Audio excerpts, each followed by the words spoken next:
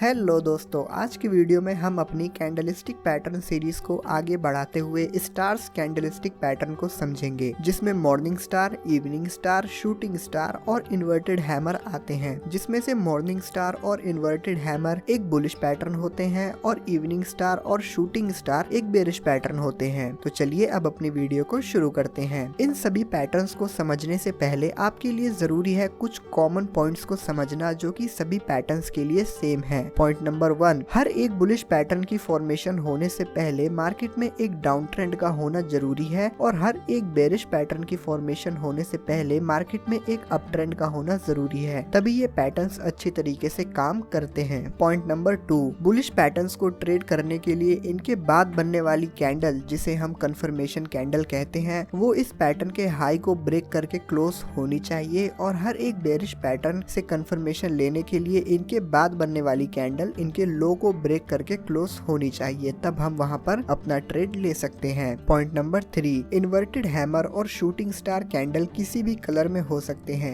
ऐसा जरूरी नहीं है कि हर बार इन्वर्टेड हैमर ग्रीन कलर का हो और हर बार शूटिंग स्टार रेड कलर का ही हो। अब हम समझते हैं मॉर्निंग स्टार पैटर्न को। दोस्तों, मॉर्निंग स्टार पैटर्न एक 3 कैंडल पैटर्न होता है, जो कि 3 कैंडल से मिलकर बनता है। इस वक्त आपको अपनी स्क्रीन पर इस पैटर्न का ओपन, क्लोज, हाई और लो दिखाई दे रहा होगा। दोस्तों, मॉर्निंग स्टार पैटर्न में सबसे ज्यादा जरूरी होता है तीनों कैंडल्स के बीच में गैप का होना। जैसा कि आप इस वक्त अपनी स्क्रीन पर देख सकते हैं, जब फर्स्ट कैंडल क्लोज होती है तो सेकंड कैंडल हल्के से गैप डाउन के बाद ओपन होनी चाहिए और जब सेकंड कैंडल क्लोज होती है तो उसके बाद थर्ड कैंडल हल्की सी गैप अप में ओपन होनी चाहिए। लेकिन दोस्तों, यहाँ पर हर बार ऐसा जरूरी नहीं है कि ये गैप्स का साइज दोनों तरफ बराबर ही हो, ये कम या ज्यादा भी हो सकते हैं। और मॉर्निंग स्टार पैटर्न अगर एक सपोर्ट एरिया के आसपास फॉर्म होती है, तब ऐसे में इसकी एक्यूरेसी को और भी अच्छा माना जाता है। अब चलिए मैं आपको इसका एक लाइव एग्जांपल भी दिखाता हूँ। आपको इस वक्त अपनी स्क्रीन पर निफ्टी 50 का 28 नवंबर 2024 के 30 मिनट के टाइम फ्रेम का चार्ट दिखाई दे रहा होगा। इसमें आप देख सकते हैं कि मार्केट में कुछ दिनों पहले एक बड़ी गैप अप ओपनिंग हुई थी और फिर उसके बाद मार्केट अपने उस गैप एरिया को फिल करने के लिए बड़ी बड़ी रेड बेरिश कैंडल्स बनाते हुए नीचे आती है। और हम सभी जानते हैं कि मार्केट में गैप अप और गैप डाउन भी एक सपोर्ट और रेजिस्टेंस की तरह काम करते हैं। ऐसे में आप देख सकते हैं कि मार्केट ने बिल्कुल बॉटम पर एक मॉर्निंग स्टार कैंडलस्टिक पैटर्न की फॉर्मेशन करी है। हालांकि ये पैटर्न बिल्कुल वैसा नहीं है जैसा आपको बुक्स में और बाकी यूट्यूब वीडियोस में दिखाया जाता है, क्योंकि रियलिटी में पैटर्न्स में कुछ वेरिएशंस आ जाती हैं। और आप देख सकते हैं कि इस पैटर्न के फॉर्म होने के बाद जब अगली कैंडल इसके हाई को ब्रेक करके क्लोजिंग देती है, तब मार्केट में एक बुलिश ट्रेंड की शुरुआत होती है। दोस्तों, मॉर्निंग स्टार पैटर्न को ट्रेड करते वक्त आपको एक बात का ध्यान रखना चाहिए। कई बार मार्केट में ऐसा होता है कि मॉर्निंग स्टार पैटर्न में जो थर्ड कैंडल है वो बहुत बड़ी बन जाती है और जब हम उसकी क्लोजिंग के बाद एंट्री लेते हैं तो प्राइस एक्शन के हिसाब से हमारा स्टॉप लॉस कैंडलस्टिक पैटर्न के लो पर होना चाहिए। लेकिन यहाँ पर गलती आपसे ये होती है कि कई बार थर्ड कैंडल का साइज बड़ा होने की वजह से हमारा रिस्क टू रिवॉर्ड का रेशियो बिगड़ जाता है। तो दोस्तों, ऐसे में आपको इंतजार करना चाहिए प्राइस के वापस से कैंडलस्टिक पैटर्न के लो के आसपास आने का, और जब प्राइस वहां पर आता है तब आप अपनी एंट्री ले सकते हैं। दोस्तों, मॉर्निंग स्टार पैटर्न को मॉर्निंग डोजी स्टार के नाम से भी जाना जाता है, क्योंकि कई बार इस पैटर्न की सेकंड कैंडल एक डोजी बन जाती है, जिसे हम इनडिसीजन कैंडल भी कहते हैं। लेकिन ये दोनों नाम एक ही कैंडलस्टिक पैटर्न के होते हैं। अब हम बढ़ते हैं हमारे अगले पैटर्न इवनिंग स्टार की तरफ। दोस्तों, इवनिंग स्टार पैटर्न भी मॉर्निंग स्टार पैटर्न की तरह होता है, बस ये एक बेरिश पैटर्न होता है। अगर आप मॉर्निंग स्टार को अच्छी तरीके से समझ चुके हैं तो फिर आपके लिए इवनिंग स्टार को समझना जरा भी मुश्किल नहीं होगा। मैंने आपको मॉर्निंग स्टार के बारे में जो कुछ भी बताया है, आप उन सारी डिटेल्स को सिर्फ एक बेरिश पॉइंट ऑफ व्यू से देखेंगे तो इवनिंग स्टार पैटर्न को भी अच्छी तरीके से समझ जाएंगे। अब हम चार्ट पर इसका एक लाइव एग्जांपल भी देखते हैं। इस वक्त आपको अपनी स्क्रीन पर निफ्टी 50 का 13 दिसंबर 2024 के 30 मिनट के टाइम फ्रेम का चार्ट दिखाई दे रहा होगा। अगर हम चार्ट को कुछ दिनों पीछे से जाकर देखें तो हमें पता चलता है कि ये इवनिंग स्टार पैटर्न एक रेजिस्टेंस एरिया के पास बना है। दोस्तों, जब भी कोई कैंडलस्टिक पैटर्न किसी सपोर्ट या रेजिस्टेंस एरिया के पास बनता है तो ऐसे में उसकी एक्यूरेसी और भी अच्छी मानी जाती है, जैसा मैंने आपको मॉर्निंग स्टार वाले एग्जांपल में भी दिखाया था। अब हम बढ़ते हैं हमारे अगले पैटर्न इन्वर्टेड हैमर की तरफ। दोस्तों, इन्वर्टेड हैमर एक सिंगल कैंडल पैटर्न होता है जो कि सिर्फ एक कैंडल से बना होता है। अगर आप हैमर पैटर्न को जानते हैं तो इन्वर्टेड हैमर को समझना जरा जरा भी मुश्किल नहीं होगा। जब मार्केट में एक डाउन ट्रेंड चल रहा होता है तो ऐसे में सेलर्स अपनी सेलिंग करते हुए मार्केट को लगातार नीचे ला रहे होते हैं और किसी सपोर्ट एरिया के पास आने से जब सेलर्स अपने प्रॉफिट को बुक करते हैं तो ऐसे में शॉर्ट कवरिंग होने की वजह से और मार्केट में साथ ही साथ कुछ नए बायर्स भी ऐड होते हैं, जिसकी वजह से हमें इन्वर्टेड हैमर पैटर्न देखने को मिलता है। इन्वर्टेड हैमर पैटर्न में आपको ऊपर की साइड एक बड़ी सी अपर शैडो देखने को मिलती है, जिससे हमें ये पता चलता है कि मार्केट में इस एरिया में बायर्स प्राइस को ऊपर ले जाने में इंटरेस्टेड हैं। और दोस्तों शूटिंग स्टार पैटर्न भी बिल्कुल इन्वर्टेड हैमर की तरह होता है, बस फर्क ये है कि ये एक चार्ट के टॉप पर बनता है और इन दोनों में कोई भी फर्क नहीं है। अगर आप हैमर पैटर्न को अच्छे समझना चाहते हैं तो उसके बारे में भी हमने एक वीडियो बना रखी है, वीडियो आपको एंड स्क्रीन पर मिल जाएगी। तो दोस्तों बस आज के लिए इस वीडियो में इतना ही। अगर आप सबको हमारी ये वीडियो पसंद आई है तो वीडियो को लाइक करें और अगर आप चैनल पर नए हैं तो चैनल को सब्सक्राइब करें। तब तक के लिए bye bye and take care. मिलते हैं अब आप सबसे अपनी अगली वीडियो में।